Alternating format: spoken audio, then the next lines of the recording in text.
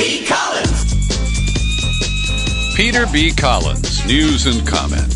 It's Tuesday, April 23rd, 2019. Have you got one of those Alexa devices in your kitchen? Do you have a Nest camera that monitors the baby crib? Well, these are elements of the so-called Internet of Things. And we're learning that these things are listening. And they are highly hackable as well. Two stories that we lead the podcast with today regarding Big Brother's monitoring of average Americans. The Nest camera device is used to monitor a baby's crib, among other things. And just north of me in Novato, California, according to a story today in the Washington Post, is a family with a 3-year-old. And for years now, they've been using a Nest camera to check in on the baby remotely. Well, in August, the mom walked into the room and she heard pornography playing. And at first, her daughter had said, "There's a monster in my room," and Mommy didn't believe her. Well, the report is that hackers' voices could be heard faintly in the background. They were playing the porn recording through the intercom feature in the camera device.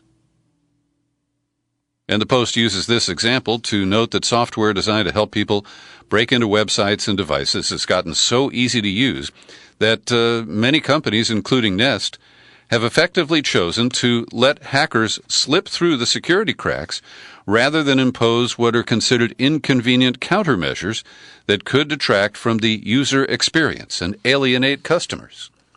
So, this is quite a devil's bargain. Now, we have learned that because of all the widespread hacking, email addresses and passwords that have been dumped online are readily available to people, and I'm sure that you won't be shocked to learn this because, well, I can admit it too. I use the same password across multiple sites, and I have been notified by Credit Karma that my main password has been compromised. So these behaviors are things we have to deal with. And while we can't control the hackers and some of the vulnerabilities, we can change our passwords. And that appears to be the best preventive measures we can take.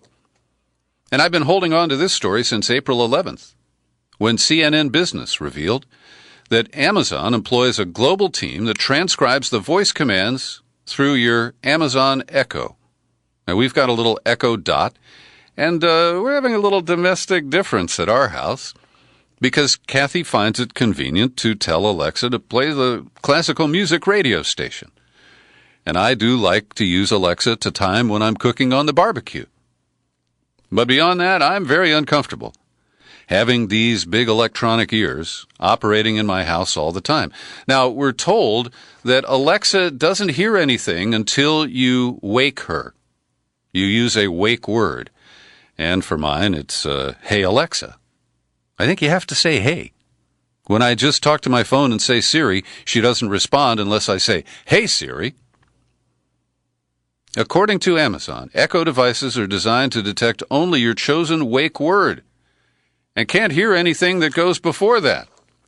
Nevertheless, Amazon has thousands of full-time workers and contractors in several countries, including the U.S., Costa Rica, and Romania, who listen to as many as 1,000 audio clips in shifts up to 9 hours long. The clips they listen to are described as mundane, even sometimes possibly criminal, including listening to a potential sexual assault. Now, Amazon says they hire people in order to make Alexa work better, to be able to recognize what you're saying. And Amazon doesn't explicitly tell us, the Alexa users, that it employs these people. They say that in the FAQs, the frequently asked questions section that I've never looked at, that it uses requests to Alexa to train our speech recognition and natural language understanding systems. Great. You know the story, right? Of the family that was having a discussion, maybe even an argument about some other family. Alexa recorded it and sent the recording to that other family. That'll promote good domestic relations. So I don't believe that Alexa or any other electronic device is responsible for the leaks from Nancy Pelosi's caucus phone call, a conference call held yesterday. Washington is on vacation this week, and so they held a conference call with all of the Democrats in the House. And one member said she is struggling with the decision about whether or not to impeach Trump. And Pelosi responded, "I hate to disappoint some of you, but I'm not struggling with this decision." And her decision is to table impeachment. She considers it a division, a distraction. And of course, the Democrats don't have a prayer of advancing any significant legislation that can't be passed by the Republican-controlled Senate. And so the idea that important work would be missed because of impeachment, I'm sorry, it doesn't fly. And I learned in this event that Maxine Waters went a little squishy on us. She's been one of the outspoken people who ignored the commands from the higher officials and talked about impeachment. Well, apparently she's backed off from that. And my congressman from here in California, Jared Huffman, he is reported by the San Francisco Chronicle to have raised his voice to say that if we don't impeach, well, Democrats could be blamed for failing to act in the face of lawlessness. So today, I'm releasing an in-depth interview with John Bonifaz. He is one of 3 authors of the book The Constitution Demands It, The Case for the Impeachment of Donald Trump. And he and I agree. We don't agree on everything, particularly the Russian hacking story. But we agree that Trump has been impeachable from day one and that the arguments have only gotten stronger, to the point now where the House has a duty to initiate the impeachment process. Here's John Bonifaz. That's absolutely right. There's no question about it. As Senator Warren has said, this is a point of principle. I fully agree with her on that. This is about the oath that they all have taken. Every member of Congress, every senator has taken to defend, protect the Constitution at this critical moment in this constitutional crisis.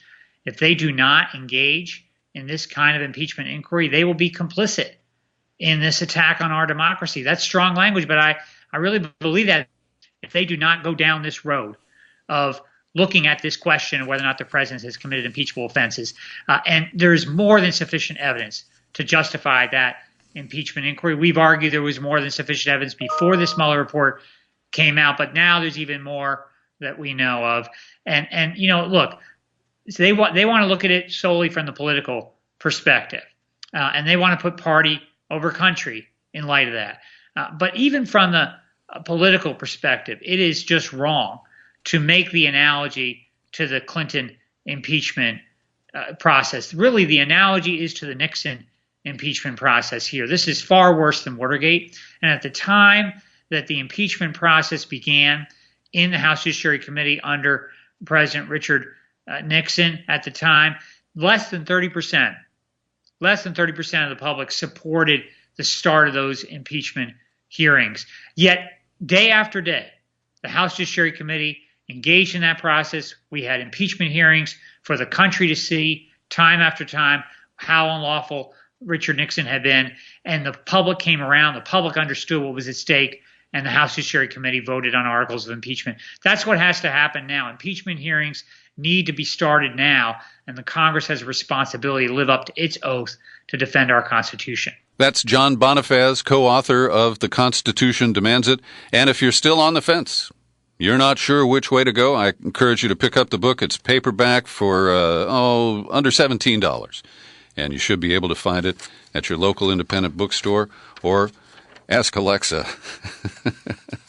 I'm sure she can get you one. So Elizabeth Warren, I still believe, deserves credit for being the first member of the Senate and the first Democratic presidential candidate to come out clearly in favor of impeachment. And yesterday, Senator Kamala Harris of California, who's running for president, extended one of her Manolo Blahniks. Yes, she tiptoed into the discussion. We'll get her quote for you in just a moment. But clearly, Pelosi, who has been trying to stem the calls for impeachment, and she silenced most people through the 2018 midterm elections and then kept them silent by saying, wait till the Mueller report. Well, as I discussed with John Bonifaz, the Democrats have run out of excuses. And you know Pelosi's quote, impeachment is so divisive that unless there's something so compelling and overwhelming and bipartisan, I don't think we should go down that path. Well, if it's got to be bipartisan, I'm sorry. That is a standard that cannot be achieved in the current circumstances. It requires the investigation and exposure and the drumbeat of impeachment to persuade people. So Anderson Cooper asked, by the way, there was a wall-to-wall town hall meetings with presidential candidates on CNN last night, and I stumbled into the last 15 minutes of the Bernie Sanders session.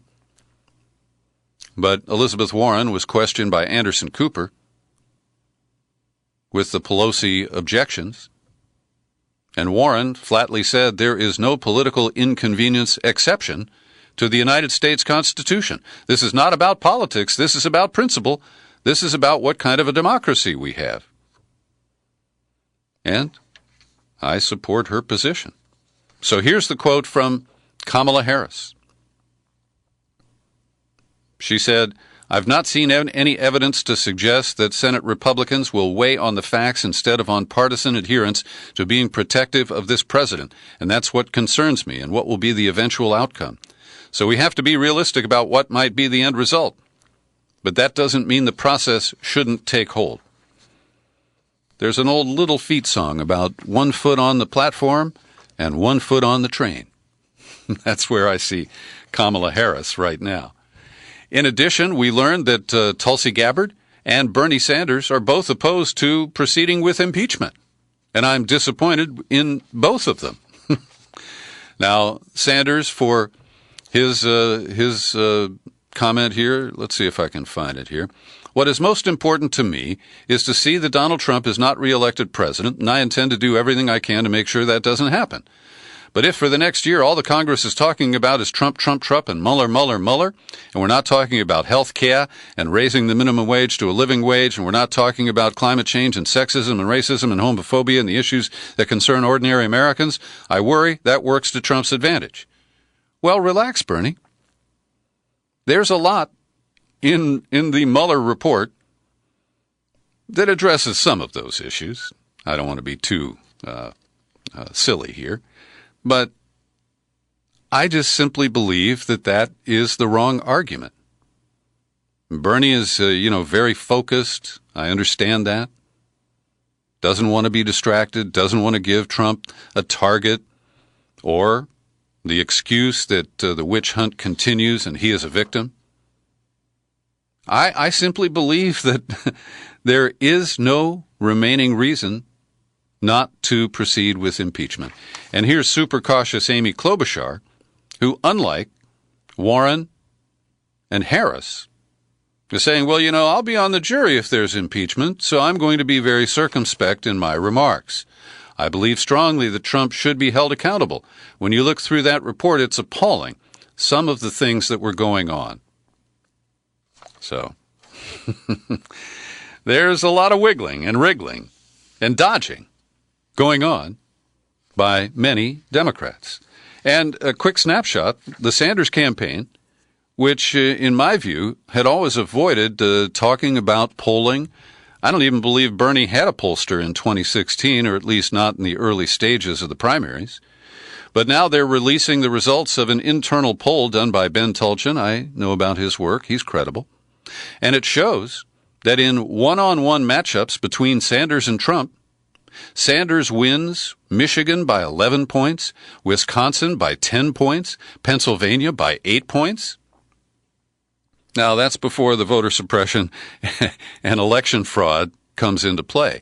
And by the way, in the interview with John Bonifaz, after we talked about impeachment, we also talked about election integrity and the failure of the Democrats to contest stolen elections. And Bonifaz is really strong on this. He was in the courtroom in Michigan when the judges declared that Jill Stein no longer had standing to require a recount of votes in Michigan, and Hillary Clinton's lawyers declined to pick up the baton. I think you'll find that interesting when you get to the interview. At the Washington Post today, Aaron Blake has a good piece identifying the three critical criteria for obstruction of justice: 1, an obstructive act; 2, a nexus between that act and an official proceeding; and 3, a corrupt intent.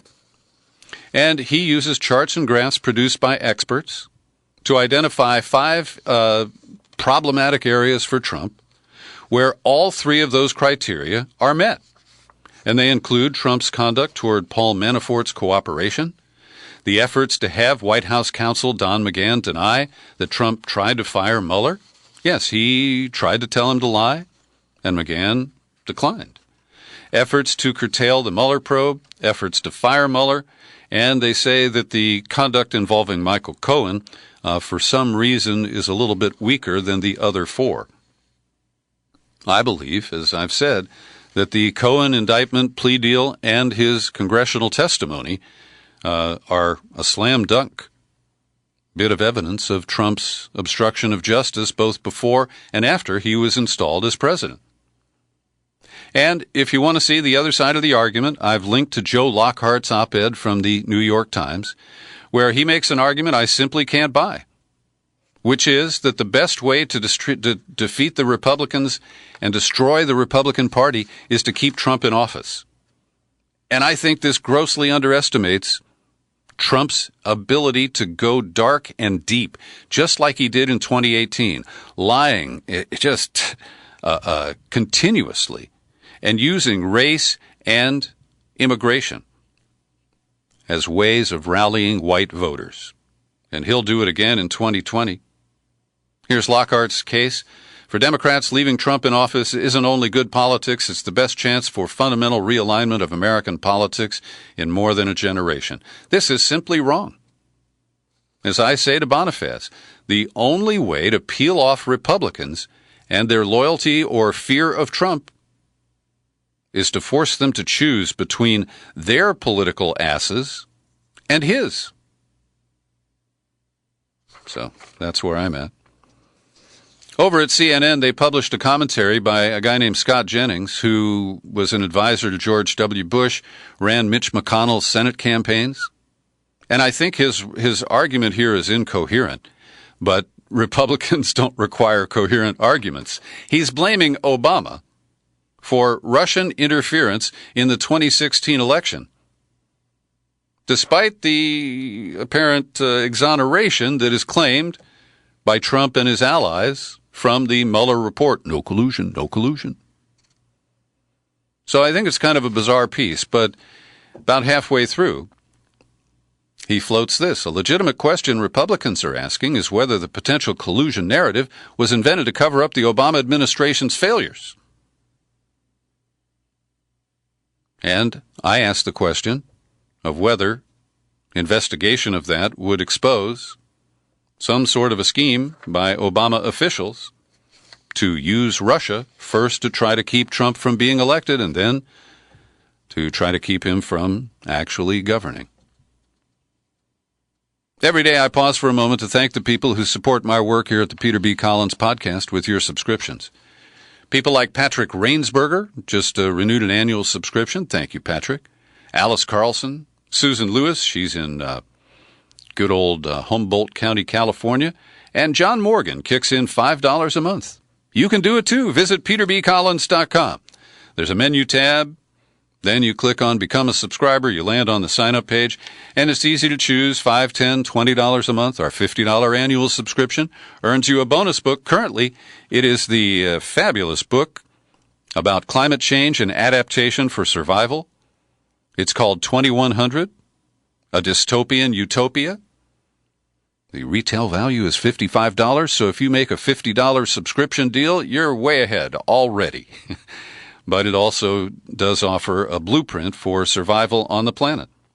And if you're allergic to PayPal, use the U.S. mail. My P.O. Box is number 150-660, San Rafael, California, 94915. Well, yesterday I raised some doubts about linkage between the 6 different coordinated attacks in Sri Lanka on Easter Sunday and the claims that it was related somehow to the Islamic State. Well, IS is claiming responsibility, and the Sri Lankan government said the bombings may have been in retaliation for the 50 people killed at the mosques in New Zealand last month. And I have no way of confirming or denying that, but there is a whole backstory of the corruption in Sri Lanka, the advanced information that they had, and they didn't take action to stop this. And so I can only ask questions. Like most people, I have never been to Sri Lanka, and I don't know that much about it. Back here in the U.S., the FBI has finally arrested a guy named Larry Mitchell Hopkins. He's the leader of a right-wing militia that has detained migrant families in the New Mexico desert. And he's got a rap sheet, a record as long as my arm, which means that when they found him in possession of weapons in 2017, and he said they were all his wife's, they could have picked him up then. The allegation is that the FBI has picked up reports that this group was training to assassinate Barack Obama, Hillary Clinton, and George Soros. And the United Constitutional Patriots, as they call themselves, have been hanging out near Sunland Park, New Mexico, where they detain migrants coming over the desert and hand them over to the Border Patrol. Their actions have ignited debate about whether its members broke kidnapping laws, and I don't support vigilante justice in any way, shape, or form. And according to the New York Times, the FBI did not specify why agents waited to arrest Hopkins after finding his home awash in guns in 2017. Meanwhile, The Guardian, which is not an American publication, they're based in London, and I often dispute some of their coverage. They do some great work exposing things here in the United States. And they report today that 2 immigrant detention centers are almost completely empty. At a time when Trump has said to migrants approaching the southern border, "Go away, we are full." And he's claimed that there's this crisis, that the families who present and ask for asylum, those who are now being told to wait in Mexico for their asylum number hearing to come up. This is all based on the claim that we're overwhelmed, we can't handle it. And that, my friends, is bullshit. Today, the United States Supreme Court held oral arguments. Usually they run an hour, but they stretched them to 80 minutes to hear the case for including a question about citizenship in the 2020 national census. As you know, this will sharply reduce participation by people of various citizenship status. Even some green card holders will not want to participate in a census, fearing unexpected or unexplained blowback. Justice Sonia Sotomayor asserted that about 6.5 million people are estimated to decline to participate and will not be counted. But that doesn't bother the right wing on the court. Neil Gorsuch and Brett Kavanaugh, Trump's appointees, said, they've asked these questions before. It's not really a big deal. But it is, and it will be used in a punitive manner if the Republicans and Trump remain in power beyond 2020. Yesterday, Mike Pompeo, who acts as Secretary of State these days, announced that China, India, Japan, South Korea, and Turkey are on notice, and the U.S. is ordering them to stop buying oil from Iran. Because, of course, at Israel's behest, we're looking for war with Iran. And by, trying to muscle other countries, and China is a country that we have many issues with on many different fronts, and to try to involve them in our phony dispute with Iran is just ridiculous. Whitney Webb has a good column at Mint Press News today. She interviewed a man who has been an ambassador from France to Israel and to the United States. His name is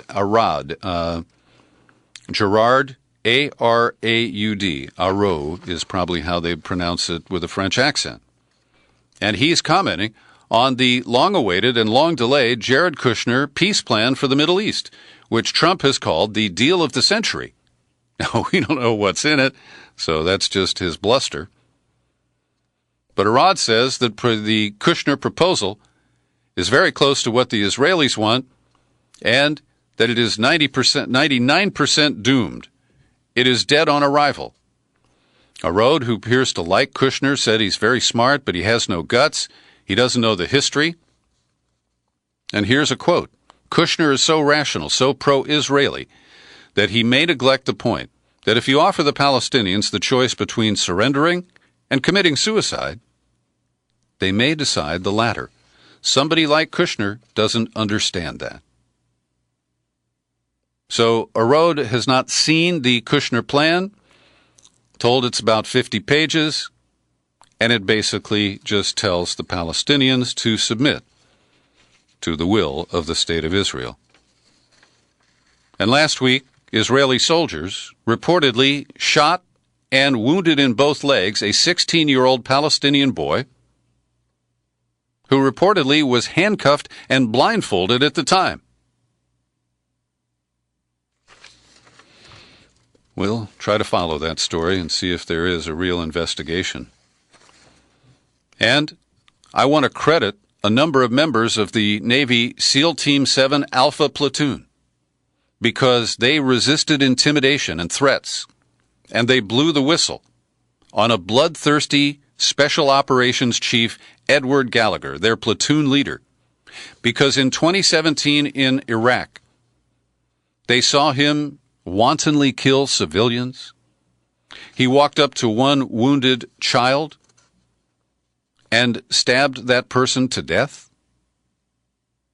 And when his rank and file went to their boss and said that Gallagher should be tried, the bosses said, "Oh, you better be careful." And they immediately told Gallagher what was going on, and he then rallied other SEALs to turn against the accusers. This is mob mentality. There's no place in the U.S. military for this. And Gallagher is facing court-martial coming up, I believe, next month. Over at the United Nations, the U.S. is threatening to veto a UN resolution combating the use of rape as a weapon of war. Yeah, I actually said that. And the bizarre rationale behind this is somehow linked to anti-abortion, anti-family planning mentality held by members of the Trump administration. The U.S. is threatening to veto a watered-down version because it includes language on victim support from family planning clinics, and they might offer abortion. I mean, there's no direct connection to abortion here. It's imaginary. And boy, is that embarrassing for the United States. Over at the Googleplex last fall, you remember one executive got a $90 million parachute after he was accused of forcing a female coworker to give him a blowjob. And women rallied, they held a little protest, and two of the leaders say that they are facing retaliation. One is, let me get the first name here, Meredith Whitaker and Claire Stapleton are the two who've come forward saying they've faced retaliation. Stapleton's been at Google for 12 years. 2 months after the walkout, she was demoted, had a previously approved project canceled, and was told to go on medical leave, even though I'm not sick. Whitaker, who co-founded the AI Now Institute at Google, wrote that after they decided to scrap its AI Ethics Council, she was told her role would be changed dramatically. I'm told that to remain at the company, I will have to abandon my work on AI ethics and the AI Now Institute. Isn't their slogan, don't be evil? Well, the opioid crisis has led to legal action aimed at the Sackler family and its Purdue Pharmaceutical. But so far, the distributors have been unaffected. That has changed with a charge against the Rochester Drug Cooperative, the nation's sixth largest pharmaceutical distributor, charged today with conspiring to distribute drugs and defrauding the federal government. And here in the San Francisco Bay Area, one of the biggest national pharmaceutical distributors is McKesson and Company. And I imagine they are awaiting the knock on the door and the delivery of legal papers. And finally today in Massachusetts, if you call the cops on a family member who is addicted to opioids, there's the possibility that your loved one will end up in jail without being accused of a crime. An involuntary commitment under civil law, which is permitted in Massachusetts under a legal clause called Section 35. And here's a guy named Jim, a 29-year-old student. I'd never been in trouble with the law, but it was absolutely necessary for a cop to come to the house, put me in handcuffs, and take me here. It's the best thing that probably ever happened. But wait a minute. No legal process? Well, there's a lawsuit now challenging this form of detention, saying that holding men in correctional facilities is unconstitutional. It's unlawful discrimination on the basis of gender and disability, and that it's overall detrimental to recovery. I understand the extent that people will go to try to break an addiction. But I find this deeply troubling, that the law can be bent in this manner. Thanks for listening to my daily news and comment podcast. You're free to share it far and wide. You'll find it on YouTube, and I'm still Peter B. Collins. Happy trails to you until we meet again. Happy trails to you. Keep smiling